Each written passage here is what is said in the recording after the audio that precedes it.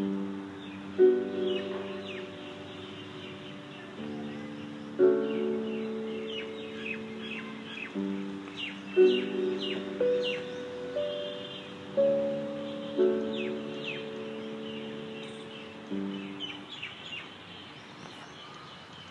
दोस्तों, प्रयास charitable foundation में आपका स्वागत है। इस वीडियो में हम बात करेंगे चैप्टर 11 बिहारी के बारे में। ओके, तो आइए शुरू करते हैं। हिंदी साहित्य में भक्ति काल के बाद रीति काल आता है। ठीक है, भक्ति काल के बाद रीति काल में भक्ति और नीति की धारा तो बनी रहती है, किंतु उसकी कुछ और भी विशेषताएं थी, जैसे कि श्रृंगार वर्णन, प्रकृति चित्रण तथा भाव और भाषा का विलक्षण प्रस्तुतिकरण। रीतिकाल के प्रतिनिधि कवि बिहारी माने जाते हैं। ठीक है, ये याद रखना, रीतिकाल के प्रतिनिधि कौन? कवि बिहारी। इनकी कविता में इन सभी प्रवृत्तियों की अनोखी छटा मिलती है। अपने अद्भुत भाषा सामर्थ्य से उन्होंने दोहे जैसे छोटे छंद में असीम अर्थ संभावनाएं भर दी है।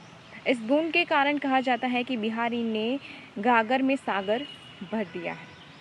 आइए इस पाठ में हम कविवर बिहारी की कविता के उक्त गुणों की मानगी देने वाले कुछ दोहों का आनंद लेते हैं। अभी क्या है, बिहारी के दोहे हम पढ़ने वाले हैं। ओके, आपने भक्तिकालीन कविताएं पढ़ी है। भक्त भगवान को तरह तरह से याद करता है, राइट। कभी वह उसके लीलाओं का गान करता है, तो कभी आर्त स्वर में उसे पुकारता है। कभी वह उसका सहचर यानी कि मित्र हो जाता है, तो कभी उससे पति या प्रेमी भाव से याद करता है। भक्ति का एक सोपान वह भी है जब भक्त भगवान से लगभग बराबरी के स्तर पर बात करने लगता है और उसे उलाहना देने लगता है। यह स्तर अतरंगता के भाव का है। ऐसे ही अतरंग भाव की भक्ति को कवि ने पहले दोहे में दर्शाया है। ठीक है, फर्स्ट दोहा शुरू करते हैं कि कब को टेरत दीन रत होत न श्याम सहाय, तुमहु लागी जगत गुरु जगन्नाथ जगवाय। ओके, तो इसमें रीतिकाल के प्रतिनिधि कवि बिहारी के सुप्रसिद्ध काव्य ग्रंथ बिहारी सतसई से लिया गया है। ये फर्स्ट दोहा है, वो कहाँ से लिया गया है?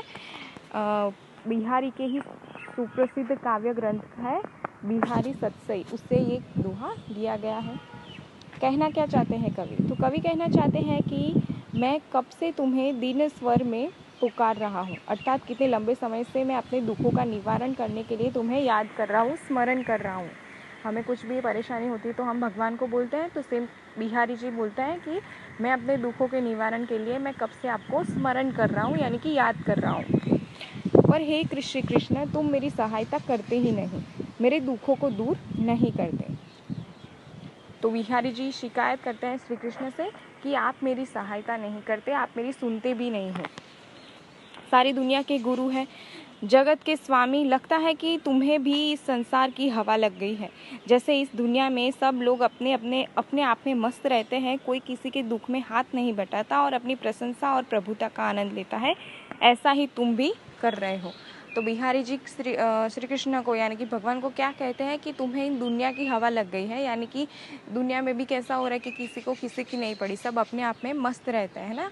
तो बिहारी जी कहते हैं कि आप भी सेम दुनिया के लोगों जैसे हो गए, आपको भी अपने में मस्त रहना है, आपको मेरी सुननी ही नहीं है। ठीक है,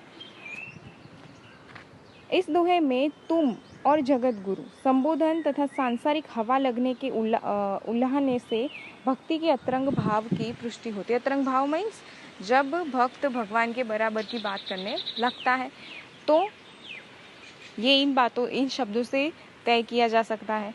आपने संभवतः बायाना या फिर हवा लगना जैसे प्रयोग को सुना होगा।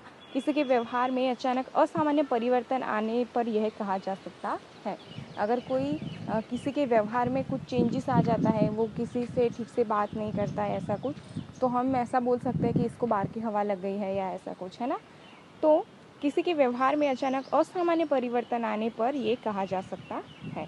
नए जमाने की हवा लगना भी इसी अर्थ में प्रयोग होता है, सेम अर्थ है इसका भी।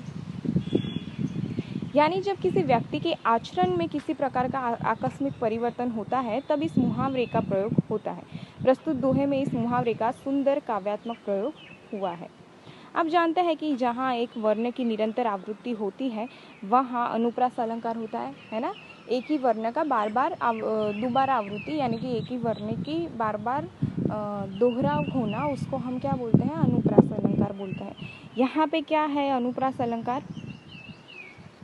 श्याम सहाय, जगत गुरु, जगन्नाथ, जगवाय में क्रमशः स और ज वर्ण की आवृत्ति है। ये आगे क्या है? स, और यहाँ पे ज वर्ण की आवृत्ति है। तो यहीं पे क्या है? अनुप्रास अलंकार है। ओके, ठीक है। अब बात करते हैं दूसरे दोहे की। मकराकृत गोपाल के कुंडल सोहत कान, दस्या मनो हीर घर समर, ड्योढ़ी लसत निशान। ठीक है, आइए अब इस दोहे को समझते हैं कि इस दोहे में श्री कृष्ण के ही चर्चा है, लेकिन कुछ भिन्न तरीके से, अलग तरीके से श्री कृष्ण के बारे में बिहारी ने बोला है। क्या बोला है कि दोहे की व्याख्या करने से पूर्व कुछ और बातों पर ध्यान दें कि क्या आप जानते हैं कि प्रेम और श्रृंगार की भावना जगाने वाले देवता का नाम कामदेव है। ठीक है, क्या? प्रेम और श्रृंगार की भावना जो हमारे मन में जागती है, उसके देवता का नाम क्या है? कामदेव। ओके, हाँ, यह तो आप ज़रूर जानते होंगे। तो फिर यह भी जान लीजिए कि कामदेव के अनेक नाम भी हैं। कामदेव के भी अनेक नाम हैं, जैसे कि हो गया मदन, मंथमन, रतिनाथ, अनंग, स्मर आदि। इस दोहे में स्मर नाम का प्रयोग यानी कि समर कहकर किया गया है। ओके,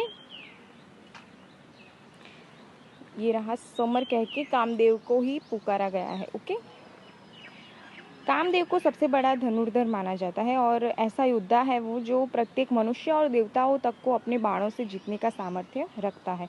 कैसे होंगे भला इसके बाण? इसके बाण अत्यंत कोमल, सुंदर और सुगंधित फूल के समान है और इसके ध्वज पर मकर का चिन्ह अंकित है। ओके, इसीलिए उसका नाम है मकर ध्वज। ओके, तो आइए अब इस दोहे को ठीक से समझते हैं। तो श्री कृष्ण के कानों में मकर ध्वज की आकृति के कुंडल शोभायमान है। श्री कृष्ण ने जो कानों में कुंडल पहने हैं उसमें क्या है? मकर ध्वज की आकृति है। ओके, अभी मकर ध्वज हमें पता चल गया क्या है। उन्हें देखकर ऐसा लगता है कि मानो कामदेव ने उनके हृदय रूपी घर में प्रवेश करके उसको जीत लिया है।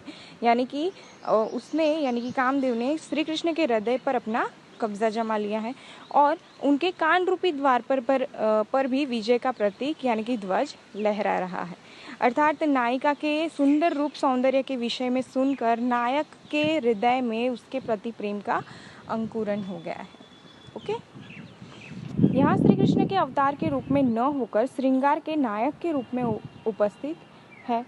ऋतकाल की कविता में श्रृंगार वर्णन के लिए नायक और नायिका के रूप में कृष्ण और राधा को चुना गया है। नायक और नायिका यानी कि कृष्ण और राधा। ठीक है, जो जयदेव की रचना यानी कि गीत गोविंदम से चली आ रही है। बिहारी ने भी अपने अनेक दोहों में कृष्ण और राधा के इसी रूप का वर्णन किया है। प्रायः कविता में आँखों को शरीर रूपी घर की ड्योढ़ी या दहलीज के रूप में वर्णित किया गया है, किंतु कान जो है वो यहाँ पे कान जो है वो ड्योढ़ी है। मन में भी प्रेम की भावना उदय होने पर कान की लवे गरम या लाल होने लगती है। यानी कि अगर कोई कहता है ना कि ब्लश कर रहा है तो उसके कान का मुंह लाल हो जाता है, उस तरीके से। ओके, मन में प्रेम की भावना उदय होने पर कान की लवे गरम या लाल होने लगती है, यानी कि प्रेमोदय का असर व्यक्ति के कान पर लक्षित होता है।